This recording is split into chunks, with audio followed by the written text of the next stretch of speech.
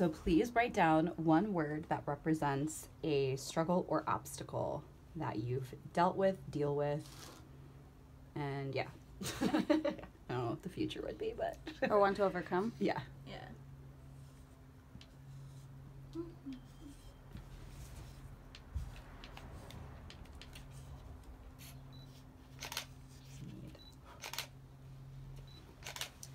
Shame.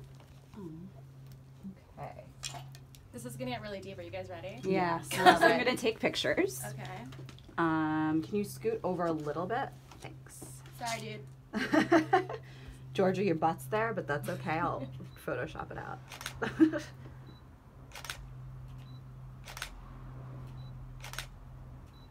I feel like I can't smile with this one. I know.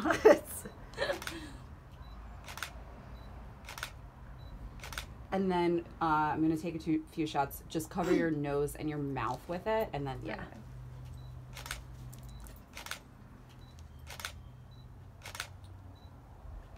Perfect. Georgia. No, whatever. Go. So why did you choose that word? Can you tell us a little bit? I chose shame because when I was 6, I was molested by my older cousin in a hot tub. And back then, I didn't know it was wrong. I didn't know what was happening. And I grew up not knowing until How old were you? I was 6 when it happened. Okay. And then finally, I realized what was happening and what happened to me. At first, I didn't understand it. I come from a Mexican culture where we're all very proud. Mm-hmm. So it's hard to, like, I just grew up and I felt ashamed, like it was my fault. And it was hard to kind of just understand what was happening. And to better explain my family, I come from a large family of like cousins, and it's almost like they're very proud of their families. So when we're at a gathering and like a cousin's not there, my mom will be like, oh, where's so-and-so? Do they not care about their family? Why aren't they here? Mm-hmm. And my cousin that molested me moved to Minnesota, so I never got to see him, which was amazing. And then one time he was going to be at a family function, and I was 16 and I did not want to go. And my mom was arguing me on it, and finally I told her what happened. And she said, well, are you going to tell your aunt or am I? Because I'm not going to. And that was it. And so then again, it just contributed to my shame, thinking it was my fault and that I shouldn't tell anyone and that I was very embarrassed by it. Mm-hmm. Until finally, when I was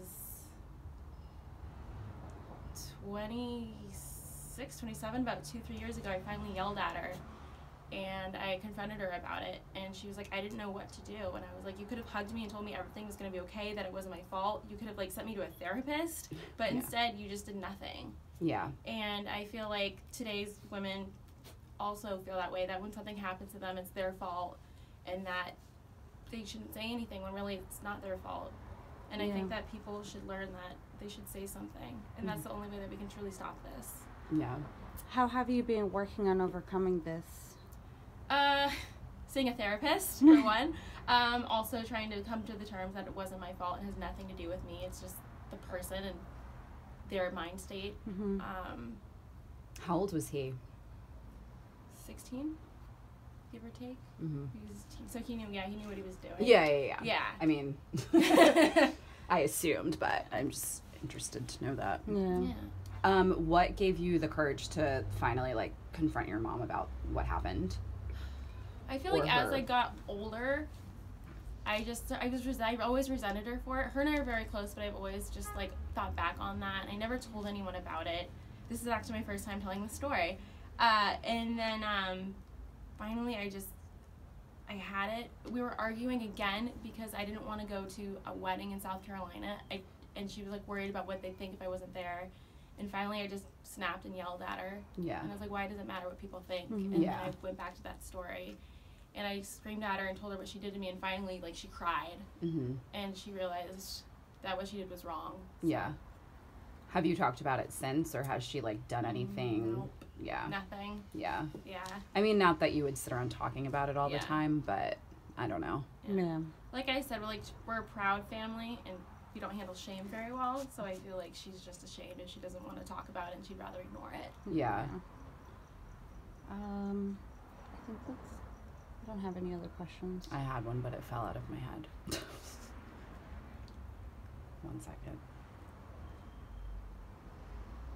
I totally forgot. It's okay. I'm really frustrated. I don't know if this is too personal, but do you want to share with us how that has affected you in your life? Definitely. It's I think that's what definitely I was gonna affected ask. my self-esteem. I have a very low self-esteem.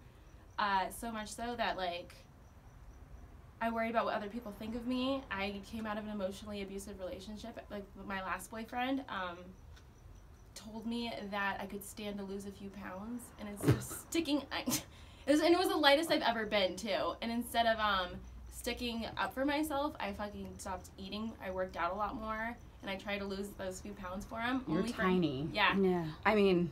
No one should say it to anybody, but you're already tiny, so you could afford to gain weight. But I let this guy walk all over me, like emotionally abuse me. I let him treat me like shit, only for him to like leave me for his ex-girlfriend. So I just said I keep on dating these same guys. That all I want is affirmation from them, and then just have them treat me like shit. Yeah. But also it's kind of made me stronger in a way. I learned that I can't hide anything anymore, and I'm more transparent. Also, when I see a guy treating a girl wrong, like anywhere in public, I will immediately go over there and stand up for herself. Just kind of because I didn't stand up for myself and no one stood up for me. So I feel like in order to make myself feel better and to owe younger me, I stand up for women now, and I feel like I'm more. What's the word? I guess you can say. I don't know what the word I'm looking for.